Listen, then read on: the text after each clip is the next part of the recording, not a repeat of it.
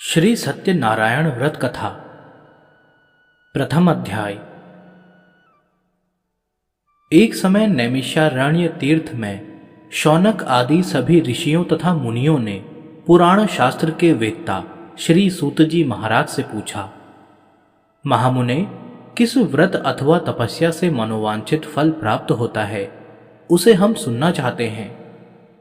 श्री सूत जी बोले, इसी प्रकार देवर्षि नारद के द्वारा भी पूछे जाने पर भगवान श्री कमलापति ने उनसे जैसा कहा था उसे कह रहा हूं, आप लोग सावधान होकर सुने। एक समय योगी नारद जी लोगों के कल्याण की कामना से विविध लोकों में भ्रमण करते हुए पृथ्वी लोक में आए और यहां उन्होंने अपने कर्म फल के अनुसार नाना योनियों में उत्पन्न सभी प्राणियों को अनेक प्रकार के क्लेश दुख भोगते हुए देखा तथा किस उपाय से इनके दुखों का सुनिश्चित रूप से नाश हो सकता है, ऐसा मन में विचार करके वे विष्णु लोक को गए। वहां 4 भुजाओं वाले शंख चक्र गदा पद्म तथा वनमाला से विभूषित शुक्ल वर्ण भगवान श्री नारायण जी का दर्शन कर उन देवादिदेव की वे स्तुति करने लगे। नारद जी बोले, हे वाणी और मन से परे स्वरूप वाले, अनंत शक्ति संपन्न, आदि मध्य और अंत से रहित, निर्गुण और सकल कल्याणमय गुणों से संपन्न, भक्तों की पीड़ा नष्ट करने वाले परात्मन, आपको नमस्कार है।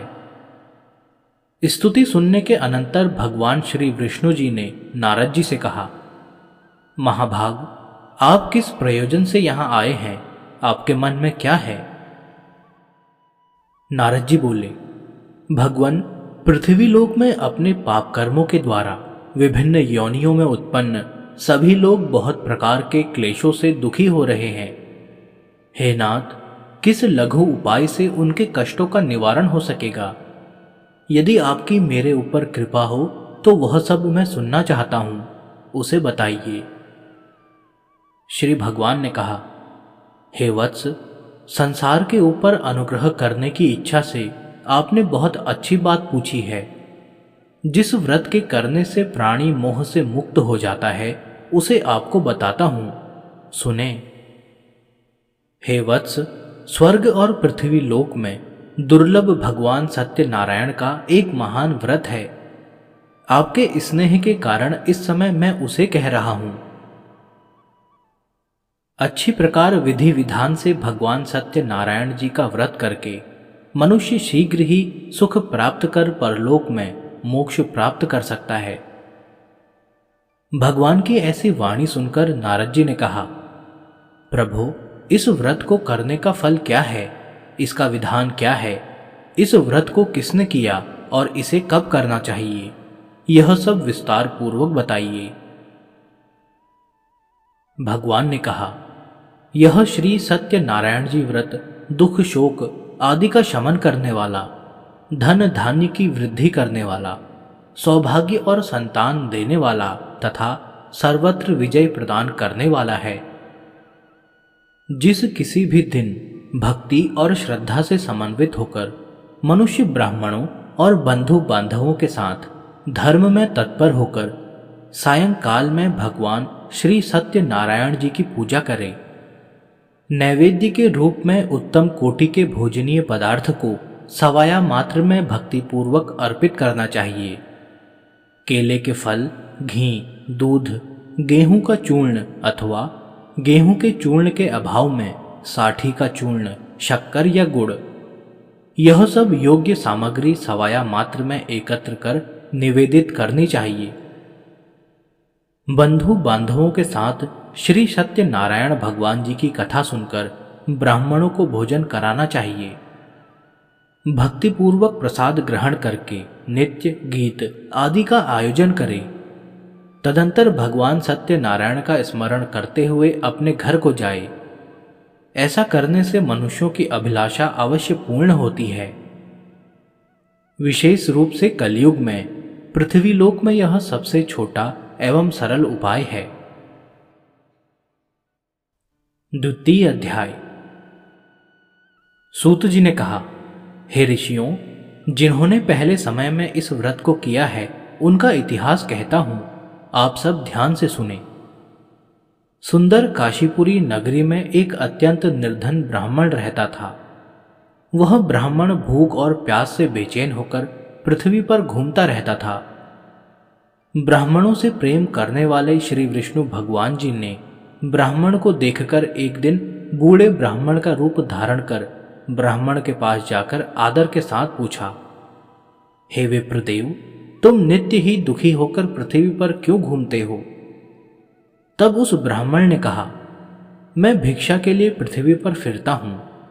हे भगवान, यदि आप इससे छुटकारा पाने का कोई उपाय जानते हो तो कृपा कर मुझे बताएं। वृद्ध ब्राह्मण का रूप धारण किए श्री विष्णु जी ने कहा, हे ब्राह्मण, श्री सत्यनारायण भगवान मनवांछित फल देने वाले हैं, इसलिए तुम उनका पूजन करो। इससे मनुष्य सब दुखों से मुक्त हो जाता है। ब्राह्मण को व्रत का सारा विधान बताकर बूढ़े ब्राह्मण का रूप धारण करने वाले श्री भगवान जी अंतर्ध्यान हो गए। जिस व्रत को वृद्ध ब्राह्मण ने बताया है मैं उसको अवश्य करूंगा, यह निश्चय कर वह ब्राह्मण घर चला गया।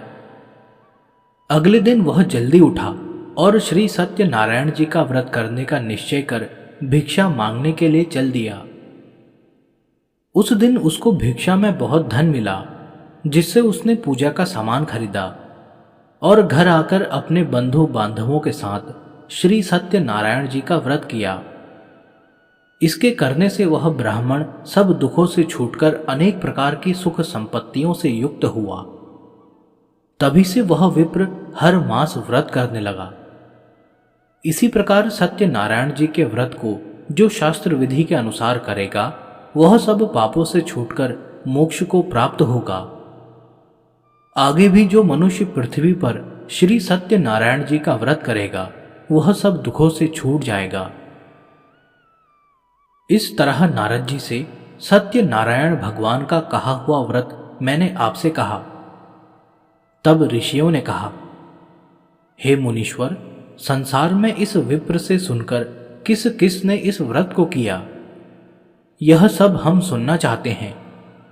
श्री सूत जी ने कहा, हे मुनियों, जिस जिस प्राणी ने इस व्रत को किया है उन सब की कथा सुनो। एक समय वह ब्राह्मण धन और ऐश्वर्य के अनुसार बंधु बांधवों के साथ व्रत पूजन कर रहा था कि उसी समय एक लकड़हारा आया। उसने लकड़ियां बाहर रख दी और विप्र के घर में चला गया। प्यास से व्याकुल लकड़हारे ने विप्र को व्रत करते देखा। वह प्यास को भूल गया। उसने उस विप्र को नमस्कार किया और पूछा, हे विप्र, आप यह किसका पूजन कर रहे हैं? इस व्रत से क्या फल मिलता है? कृपा करके मुझे बताएं। ब्राह्मण ने कहा, सब मनोकामनाओं को पूरा करने वाला यह श्री सत्यनारायण जी का व्रत है। इनकी ही कृपा से मेरे यहां धन धान्य आदि की वृद्धि हुई है। विप्र से इस व्रत के बारे में जानकर वह लकड़हारा बहुत प्रसन्न हुआ। भगवान का चरणामृत लेकर और भोजन करने के बाद वह अपने घर को चला गया। अगले दिन लकड़हारे ने अपने मन में संकल्प किया कि आज ग्राम में लकड़ी बेचने से जो धन मिलेगा उसी से भगवान सत्यनारायण जी का उत्तम व्रत करूंगा। मन में ऐसा विचार कर वह लकड़हारा लकड़ियां अपने सिर पर रखकर जिस नगर में धनवान लोग रहते थे वहां गया। उस दिन उसे उन लकड़ियों के चौगुने दाम मिले।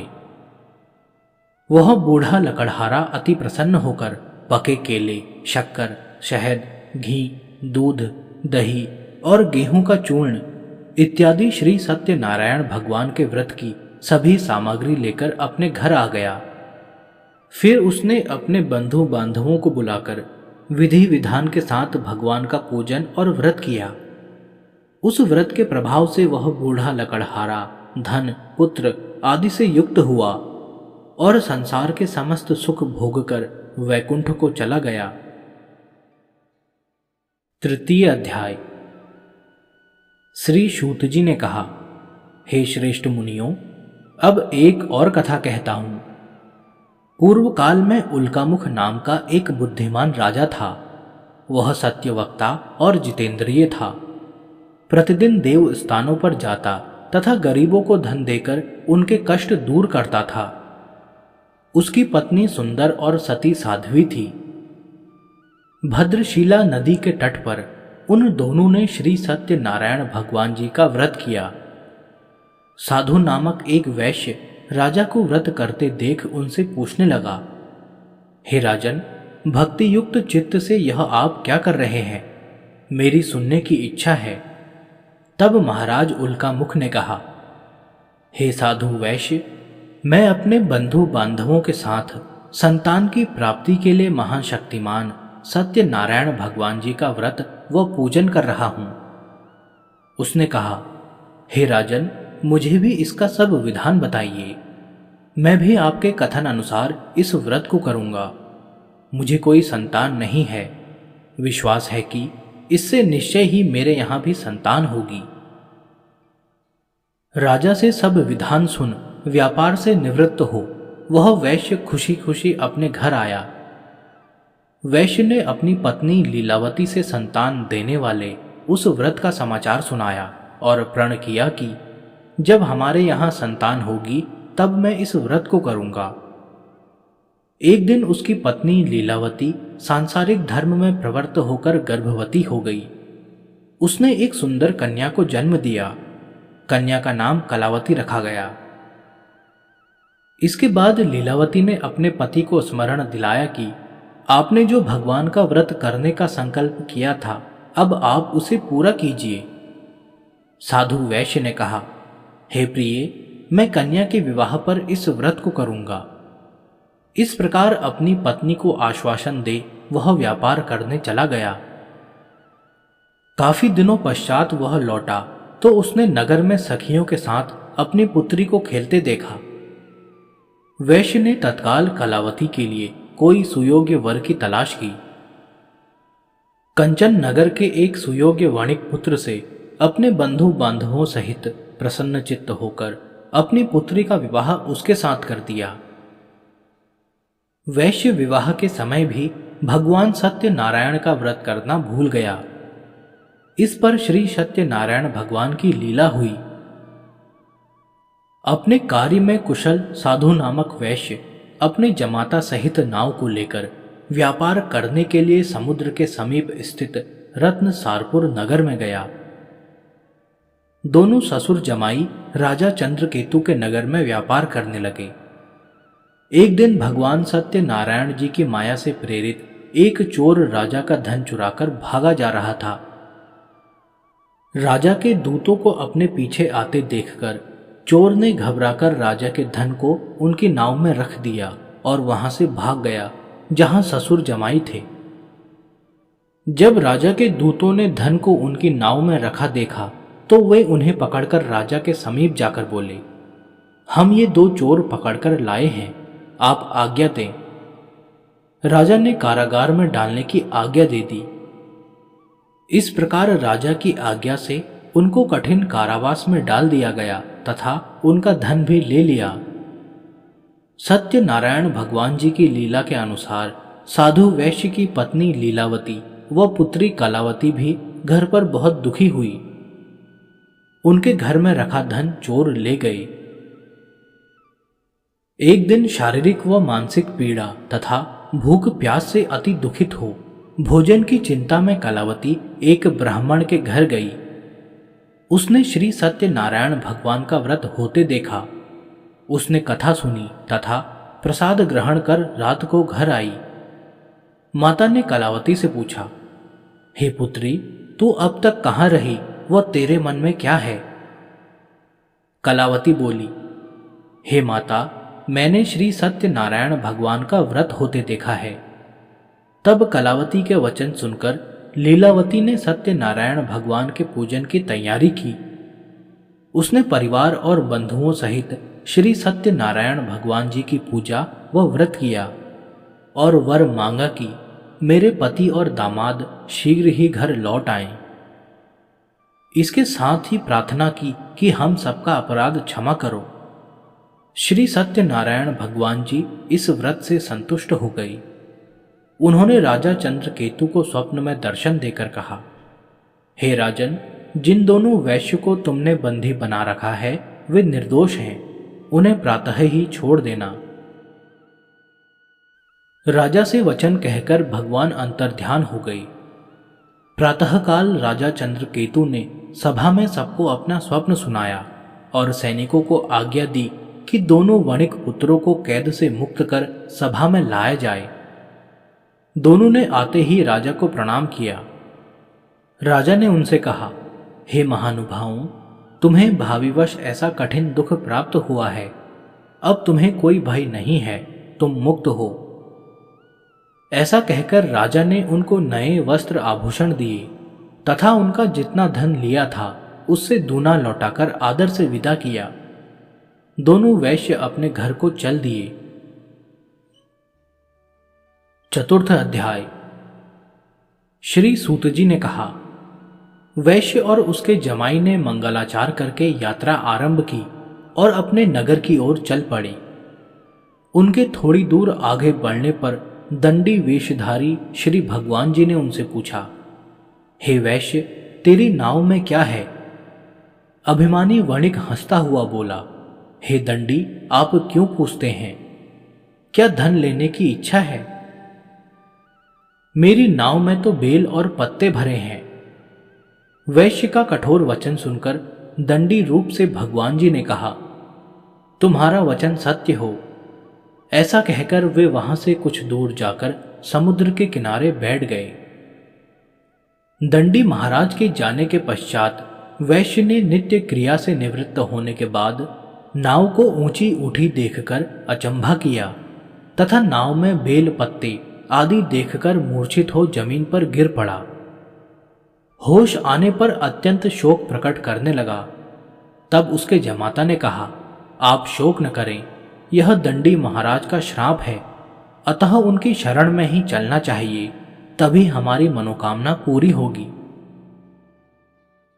जमाता के वचन सुनकर दंडी महाराज के पास पहुंचा और भक्तिभाव से प्रणाम करके बोला, मैंने जो आपसे असत्य वचन कहे थे उसके लिए मुझे क्षमा करें।